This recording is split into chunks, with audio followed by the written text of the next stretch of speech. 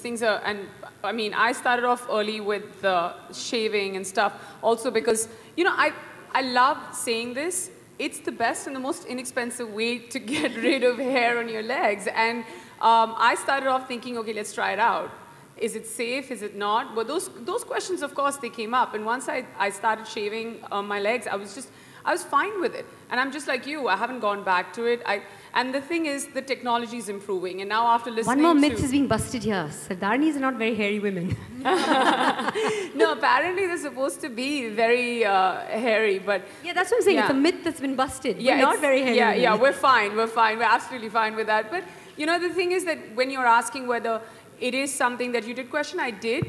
And it's trial and error. I tried it out, and we're doing just fine. Me and my legs are doing just fine with shaving. Would you recommend it to others? Like we can shave our arms. Yeah, exactly. So, but I mean, the thing is, when you're talking, I was looking at your legs, and you don't have any of the scars. In fact, I've seen my friends who wax, who keep complaining, oh, I have, you know, you mentioned something about ingrown hair and stuff, and I've heard my friends complain about that, and you know, they should have been here today listening to you. And I think, again, what's lovely about this particular razor is the fact that not only is it easy to use, but it's contoured in a way that it will prevent you from getting nicks and cuts if you use it properly. I think the danger of getting nicks and cuts is when you use an inferior blade, when you use a single blade, when you use a rusty blade. And this doesn't have any of that. So, and it's got an ergonomical head, a word that I've been practicing backstage, which also makes it healthy and makes it less risky to use, and it's got the right texture as well in the handles. So that means even when you use it in the bath, it won't slip, and therefore it's also less risky. I think, Doctor, a lot of people here would like to hear it from you, that the coarseness or the amount of growth that you have on your body, the hair on your body, that's genetic, isn't it? It can't be altered because of a hair removal method. The number of hair you have on your body surface area is usually genetic. The only way that can be altered is if you have a hormonal imbalance.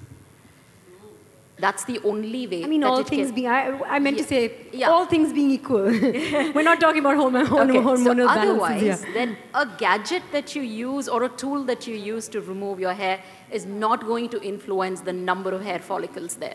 Yeah. Right. Convenience. Ladies, we've all spoken about the whole convenience factor. Does anybody have a story to share of how, you know, your razor saved the day? I don't know.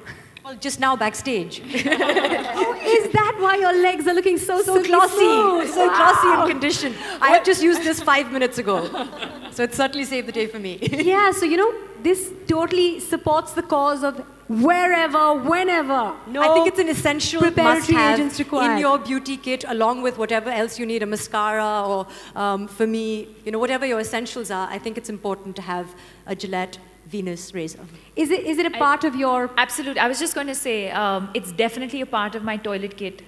Whenever I travel, that's almost literally after my toothbrush, that's one of the first things that go into my toilet kit.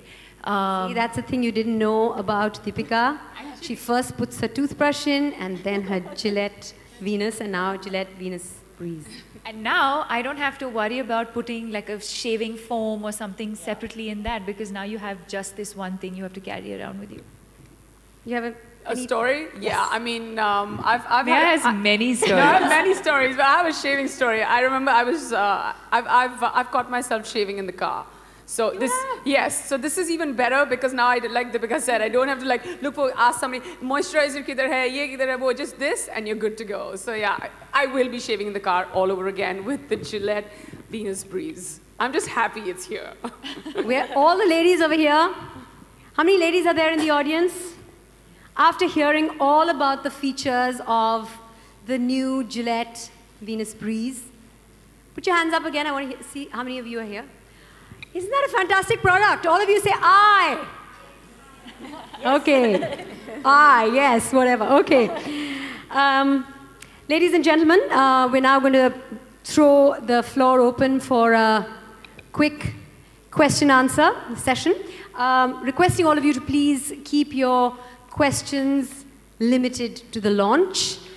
And another request, if you have a question, please raise your hand, introduce yourself, and tell us who the question is for. Yes. Can we have a mic going to the lady over there in blue?